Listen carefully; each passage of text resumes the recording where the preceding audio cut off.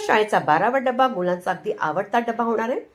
सगळ्यात अगोदर आपण पॅनमध्ये थोडंसं तूप घालायचं, त्याचबरोबर जिरं, नंतर सिमला मिरची थोडीशी, एक उकडलेला बटाटा मोठासा, टोमॅटो घालायचं, एक बी काढून. त्यानंतर ज्या तुम्हाला भाज्या आवडत असेल त्या घाला. इथे मी पनीर घातले, लाल तिखट, हळद, चाट मसाला घालायचा आणि मीठ घालायचं. सगळं मिश्रण आपण व्यवस्थित मिक्स करायचे. अगदी 2 मिनटं मिक्स केलं तरी हरकत नाही. कोथिंबीर घातली. आता हे सारण रेडी झालं. पिठाचा गोळा घ्यायचा, लाटायचा, त्याच्यात थोडंसं तूप लावायचं आणि थोडंसं पीठ अशा पद्धतीने शिंपडून एक छानसा पराठा रेडी करायचा. नंतर तव्यावरती पराठा घालून व्यवस्थित त्यात तूप लावून अगदी चांगला भाजून घ्या.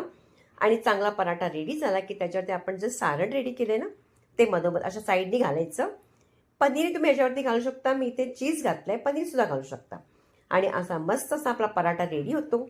मुलांना अगदी आवडीचा होणार आहे. नुसता पराठा बिलकुल मुलं खात नाही. एकदा करून बघा आणि रेसिपी जर तुम्हाला आवडली तर मात्र लाईक करायचं आहे.